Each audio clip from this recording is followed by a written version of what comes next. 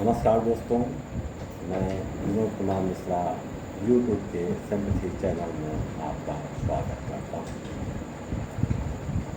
आज चर्चा करेंगे विवेक रूपी मुद्रा को पीने। जैसा कि पहले बताया है कि किस प्रकार बुद्धि और मन आपके अंदर विद्यमान विवेक की अनदेखी करते चले जाएं। विवेक क्या है? जो सत्य है उसे ही स्वीकार करने की प्रेरणा देने का नाम विवेक है। वो जानता है मन का जो बोध है वो आपका लक्ष्य नहीं, इंद्रियां जो महसूस करती हैं वो भी आपका लक्ष्य नहीं। मैं का भाव गर्व को भी प्रदर्शित करती हैं, अहंकार को भी प्रदर्शित करती है। आपके शरीर में जो गौरवान्वित मैं का बोध होता है, विवेक उसे बनाए रखना चाहता है। मैं जो अहम के बोध से उपजता है उससे दूरी बनाए रखने पर बल देता है।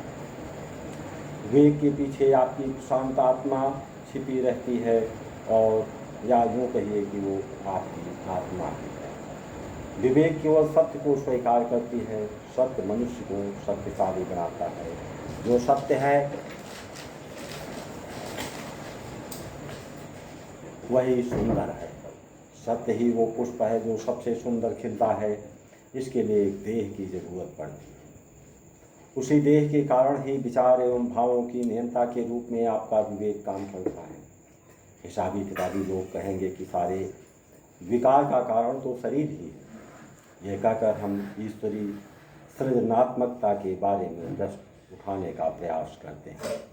ये शरीर है, ये मन है, ये महत्वाकांक्षा है, ये अहंकार है, ये ईर्ष्या है, ये वासनाएं हैं। इसकी महत्ता को इनकार नहीं किया जा सकता। यही सब तो वो कीचड़ हैं जहाँ पर कमल के बीज अंकुरित होते हैं, पौधा बनता है, पुष्प खिलते हैं। ये सब कौन करता है? आपके अंदर बैठा हुआ विवेक ही तो है जो इन साधनों को कमल खिलाने के काम में लाता है। अनंत वासनाएं हैं।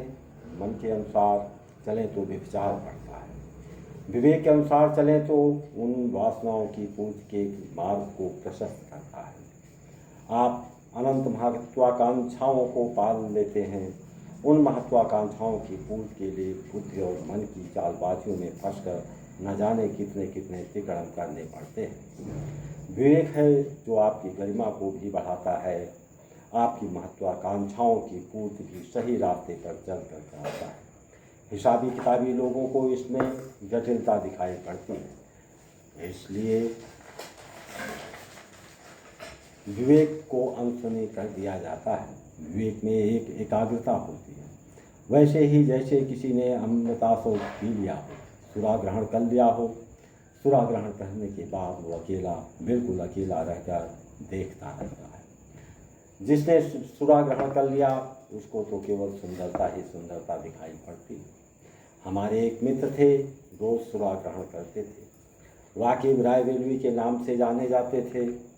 जब उनसे बात किया कि इस नशा में जो भी आपको सुनता है मंत्रमुग्ध हो जाता है। उन्होंने ही बताया था कि सुरा में दो ही भाव प्रकट हो सकते हैं, एक व्यक्ति का आंतरिक स्वरूप यानी सत्य, और दूसरा सुंदर। सुरा ग्रहण करने के बाद ही तो ऐसा दीपक जलता है जिससे आत्मा को रोशनी मिलती है। आत्मा ही अपने अंदर एक दीपक जलाता है जो अनंत स्नेह को भरता है, अनंत भाव को भरता है।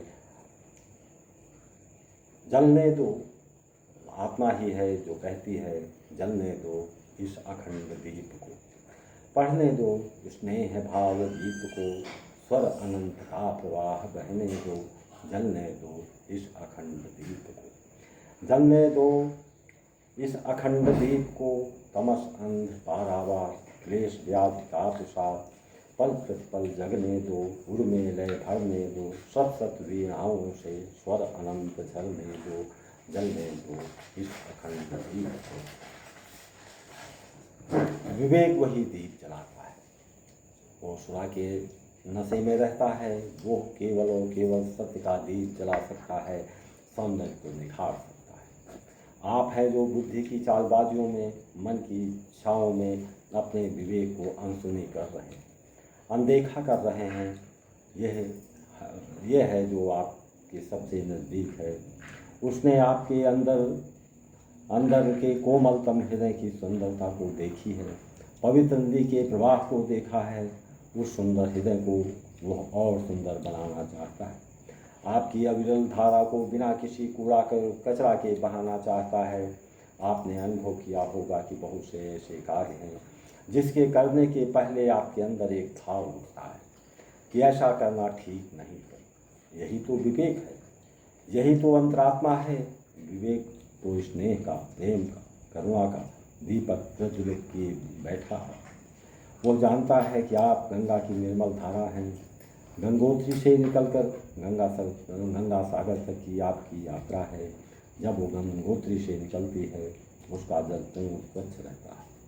आपका विवेक यही चाहेगा कि इस निर्मल जल को बहने दो, लेकिन मार्ग में न जाने कितने प्रदूषित जल उसमें मिला दिए जाते हैं, न जाने कितना प्रदूषण वाली गंदगी डाल दी जाती है। उन गंदगियों से बचाने का काम विवेक ही करता है। जिस प्रकार गंगा की तमाम प्रदूषित सामग्री डालने के कारण गंगा पूर्ण स्वच्छ नहीं रह जाती, उसी प्रकार मन बुद्धि की चालाकियों से आपके अंदर धूल की परतें दर परतें पड़ जाती हैं। विवेक उन परतों से आपको दूर रखने का प्रयास करता है ताकि आपकी सृजनात्मकता पर कहीं कोई रोड़ा न पड़ने पाए। मन बुद्धि के चक्कर में आप इस स्तर से अंतर्ग्रसित हो जाते हैं कि विवेक के स्वर सुनाई पड़ने पर भी उसे आप अस्वीकार कर देते हैं। आपने शरीर ग्रहण किया। यह शरीर वो माध्यम है जिसके कारण आप अपनी सभी यात्राओं को पूरा कर सकते हैं। इसी शरीर में अंतर्निहित आपकी आत्मा को विवेक कमल के पुष्पों की भांप निखारना चाहता है। उसकी आवाज़ सुनकर तो देखो, वो आपके अंदर झरना बहाना चाहता है। वो आपके अंदर एक निर्मल धारा को प्रवाहित करना चाहता है। हर समय उसकी बात आपको सुनाई पड़ती है। आशा है आपको वीडियो पसंद आई हो तो लाइक और सब्सक्राइब करना ना भूलें।